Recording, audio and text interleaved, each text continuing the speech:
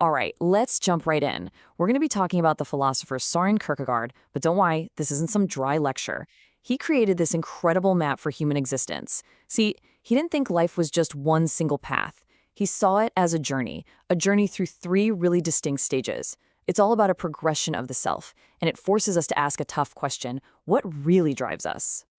So let me ask you directly, what's the engine in your life?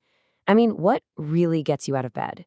Is it all about chasing pleasure, collecting cool experiences? Or maybe you're driven by a sense of duty, some kind of ethical code? Or is it something more, something that's harder to put into words? That's the core question Kierkegaard wants every single one of us to face. So, here's how we're going to break it down. Think of it like climbing an existential ladder. First up, we've got the life of immediacy. Then, we'll dig into the unseen despair that comes with it. After that, we'll talk about the choice you have to make to commit to something more, what that purpose costs, and finally, how it all builds up to a kind of hierarchy of truth. Okay, let's start at the bottom rung of that ladder. This is the first stage, what Kierkegaard dubbed the aesthetic life. It's a world totally defined by chasing what's right in front of you, the immediate. And the person living this life, well, he's a character you might just recognize. He's called the aesthete. So who is this aesthete? Well, you probably know someone like this. This is the person who lives completely for the moment. Their one and only goal is to make life interesting, to keep boredom away no matter what. Their entire world is run by sensory pleasure, newness, and whatever desire pops into their head. And you got to admit, it's a pretty seductive way to live, right? It promises you endless options and zero responsibility. Yeah, this really nails the aesthete's whole worldview. They're always on the hunt for something new, and they run from commitment like it's the plague. Why? Because commitment is the death of variety. Without any kind of higher cause, life just turns into this string of disconnected, fun moments. They're totally at the mercy of whatever's happening around them. Basically, they're just a passenger in their own life, driven by whims. And right there, that's the fundamental flaw. That's the crack in the foundation. Because their happiness depends entirely on things they can't control. New experiences, different people, new sensations. Their whole existence is just so fragile. It's like building a mansion on a sandcastle, It's bound to collapse. So on the surface, this life looks vibrant, exciting, full of pleasure. But underneath all of that, there's a huge hidden problem. A kind of quiet desperation that the aesthete is constantly trying to outrun, to ignore. And this is what Kierkegaard gave a very dramatic name: the sickness unto death. The sickness unto death. It sounds intense, right? But he's not talking about a physical illness. Not at all. It's a spiritual despair. It's the sickness you get from refusing to become a real, solid self. It's what happens when you choose to just float around in a sea of possibilities with absolutely no anchor to hold you down. And you can see the contrast so clearly here. On one side, you've got the aesthete, just spiritually drifting, always running away from anything solid. But on the other side, that's the goal: solid ground. The other two figures we're going to talk about, the tragic hero and the knight of faith, they found that ground. The hero finds it by committing to a universal ethical code. And the knight finds it by surrendering to the absolute. So the big question is, how do you get from that drifting state to being on solid ground? The answer is actually pretty simple, but it's an act that is absolutely terrifying to the aesthete. It's the choice to commit. To the aesthete, commitment is the ultimate cage. I mean, think about it from their perspective. Choosing one thing, one career, one partner, one purpose, forever, that means slamming the door on every other possibility. So to avoid that, they do this thing Kierkegaard called emotional and intellectual rotation.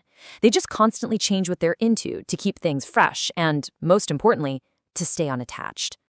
And this is really the heart of it. The aesthete is just a spectator, watching their own life go by, dodging the weight of any real decision. But the tragic hero and the knight of faith, they are literally defined by their choices.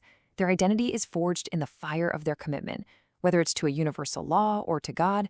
It's the difference between just having a life and owning it. Okay, so this whole idea of commitment leads us to another concept, one that is completely foreign to the nastet but is absolutely central to climbing higher.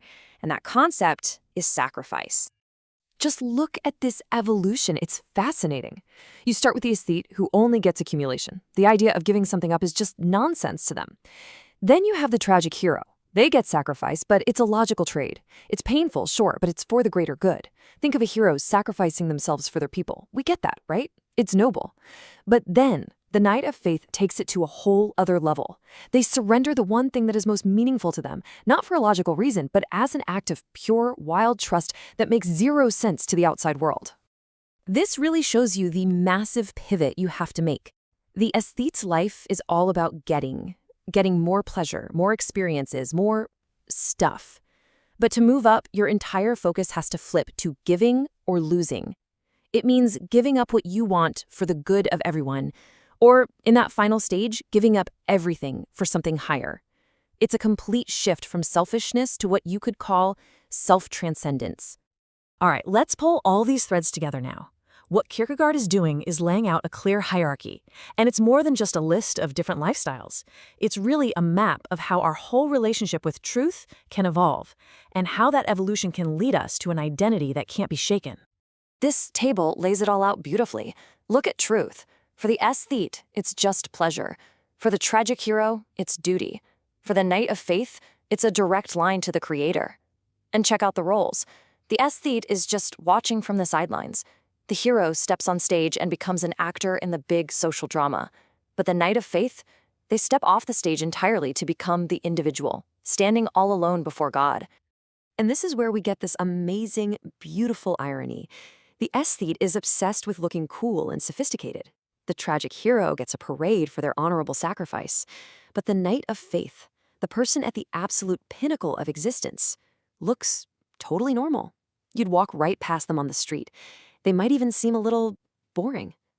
Their incredible inner world is completely hidden, a kind of depth that the aesthete, who only cares about the surface, could never even begin to understand.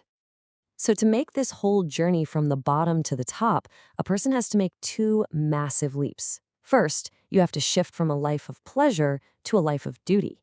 That's the ethical jump. But the second leap is way harder. It's going from that logical, universal sense of duty to a personal relationship with the absolute. Kierkegaard calls this leap absurd because it makes no rational sense. It defies logic. It is a pure, unadulterated leap of faith. So, after all that, what's the payoff? Why go on this incredibly difficult journey? Well, according to Kierkegaard, this is it. This is the only path that can finally satisfy that deep, nagging hunger we all have for a real, permanent, unshakable identity, a self that doesn't get blown around by the fragile, chaotic world outside. And so, as we wrap this up, that big question comes right back to us, doesn't it? When you look at this map, the spectator chasing pleasure, the actor bound by duty, and the individual defined by faith, you realize it's an incredible tool for looking at your own life. So the final question is, which of these paths defines you?